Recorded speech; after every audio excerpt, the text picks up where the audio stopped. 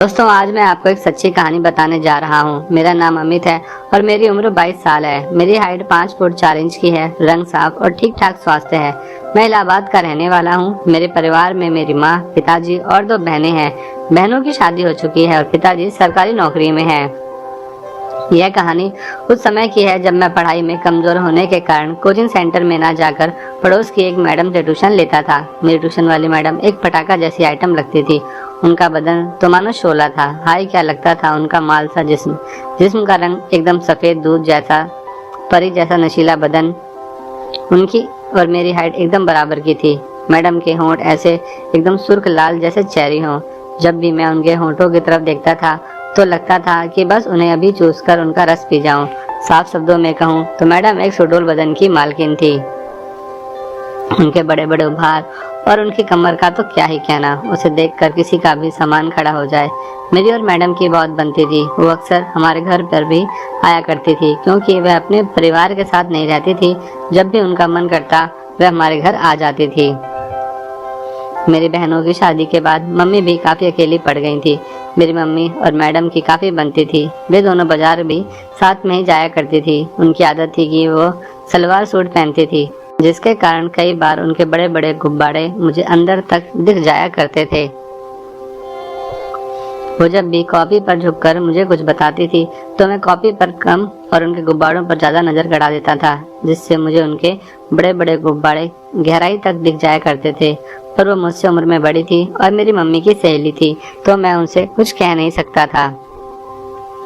एक दिन जब मैं कोचिंग पढ़ने के लिए गया तो मैडम ने मुझे थोड़ी देर पढ़ने के बाद कहा, अमित आज मेरी कमर में कुछ दर्द हो रहा है, तो तू अब कल पढ़ लेना। मैंने उनकी मदद करने की सोची, क्योंकि वो मेरी मैडम के साथ साथ एक प्रकार से मेरे परिवार की सदस्य जैसी ही थी। तो मैंने उनसे कहा, मैडम मैं आपकी कमर दबा देता हूँ।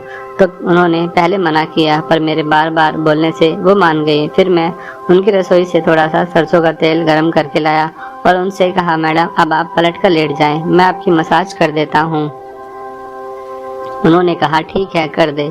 वो औंधी लेट गई। मैडम को तेल की याद आई तो उन्होंने अपनी कुर्ती को कुछ ऊपर उठा दिया। अब मुझे उनकी गोरी कमर में तेल लगाने की जगह मिल गई थी। मैं हल्के हाथ से मैडम की कमर पर तेल लगाकर मालिश करने लगा, मगर कमर का कुछ हिस्सा मैडम की सलवार से ढका था, जिस वजह से मुझे लग रहा था कि अंदर हाथ कैसे डाला जाए। उनके पीछे की दरार तक मुझे अपना हाथ डालना था, तभी सही मजा आ सकता था। मैंने उनसे कहा, मैडम आप इस सलवार का कुछ करें, वरना मैं मसाज कैसे करूंगा। उन्होंने कहा, ठीक है। इतना कहकर उन्होंने अपनी सलवार का नाड़ा ढीला किया, उसको नीचे सरका दिया। ओह क्या नजारा था, कसम से मेरे सामान की हालत खराब हो गई। मैडम का पिछवाड़ा एकदम संगमरमरी मक्खन जैसा सफेद था। उसे देखकर मेरे मुंह में पानी आ गया। तभी मैडम बोली, तू एक काम कर, पहले मेरी सलवार को पैरों से नीचे करके हटा दे और पैरों में भी थोड़ा सा ऑयल लगा दे। मेरी तो खुशी समा ही नहीं रही थी। मैंने एक पल की भी देर न करते हुए उनके पैरों से सलवार खींची और उनकी चिकनी टांगों में तेल लगाने लगा। सच कह रहा हूँ, वाकई में मैडम की टांगे बहुत ही कोमल टांगे थी। बस मैं उनके पिछवाड़े को ही निहार रहा था। मैं अपनी ही धुन में उनकी टांगों में लगा हुआ था। मेरी नज़र उनके पिछवाड़े पर टिकी ही थी कि मैडम ने अपनी कुर्ती को नीचे करके पिछवाड़े को छुपा लिया। मुझे हल्की सी मायूसी हुई, मगर अभी भी टांगे मेरे हाथों में थी, जिनकी लज्जत का मजा मैं ले रहा था। तभी मैंने महसूस किया कि वो कुछ धीमी धीमी आवाजें निकाल रही थी। मैं आवाज सुनने लगा तो समझ में आ गया कि मैडम की मादक सिसकारियां निकल रही हैं। इसका मतलब उन्हें भी कुछ हो रहा था। बस इसके कुछ ही बाद उन्होंने कहा, अब तो टांगे रहने दे, मेरी कमर पर तेल लगा दे, उधर बहुत दर्द हो रहा है। मैंने उनसे कहा, अरे मैडम पहले आप कुर्ती तो ऊपर कर लीजिए, वरना तेल से खराब हो जाएगी। उन्होंने फौरन ही अपनी कुर्ती को ऊपर खिसका लिया। हाय उनकी नग्न कमर और पिछवाड़े देखकर मेरा मन कर रहा था कि इसे चाट लो। मैंने कुछ देर कमर की मसाज की। मुझे महसूस हुआ कि मैडम कुछ ज्यादा आहें भरने लगी हैं। मैं समझ गया कि लोहा गर्म हो गया है, इसी वक्त थोड़ा मार देना चाहिए।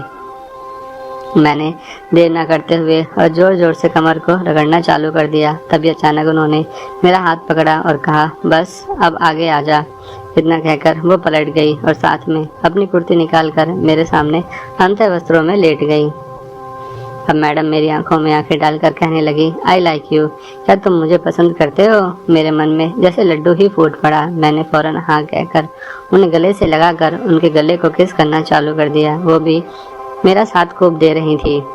फिर उन्होंने मेरी शर्ट उतार दी। मैंने भी उनका साथ देते हुए अपने सारे कपड़े उतार दिए। मेरी बाहों में प्यासी मैडम मचल रही थी, जिन मैडम के लिए मैंने कभी सोचा नहीं था वो मेरी बाहों में भी कभी आ सकती होंगी, आज वो मेरे साथ इस तरह से थी। उनके एक दूध का साइज इतना था कि उन्हें हाथों में भर पाना मुमकिन नहीं था। लग रहा था मानो मैडम ने अपने सीने पर 2 फुटबॉल लगा रखी हो। मेरे लिए यह नज़ारा किसी जन्नती नज़ारे से कम ना था। फिर मैंने 69 की पोजीशन में आकर टीचर को अपना चुसवाया और खुद उनकी तिजोरी को अपने हाथों से सहलाकर और जीभ से चाट कर रस निकाल दिया। उन्होंने बेकाबू होकर कहा, अरे मेरी जान, जल्दी से अपना बाबू मेरी तिजोरी में डाल दो, मैं अब बेताब हो गई हूँ, जल्दी करो। मैंने कहा, बिल्कुल मेरी जान, अभी लो, आपका ये चेला आपकी सेवा में कोई कमी नहीं रहने देगा। मैंने झट से पोजीशन बनाई और उनकी तिजोरी की दरार में अपना सामान रगड़ना शुरू कर दिया। वो भी नीचे से पिछवाड़ा उठाकर सामान अंदर लेने के लिए मचल रही थी। कुछ समय बाद मैंने कमर पकड़कर जोर जोर से धक्के लगाने शुरू कर दिए, जिससे मैडम के गुब्बारे गजब उछाल मार रहे थे। इसके बाद वह बोली, आह, जल्दी जल्दी कर साले, और जोर से अपनी मैडम को आज सुकून दे दे मेरी जान। वो और मैं पूरे बिस्तर को हिलाने में लगे थे और कमरे में सिर्फ और सिर्फ सिसकारियों की गूंज सुनाई दे रही थी। मैडम ने कहा, अब कुतिया बनाकर मजा ले ले।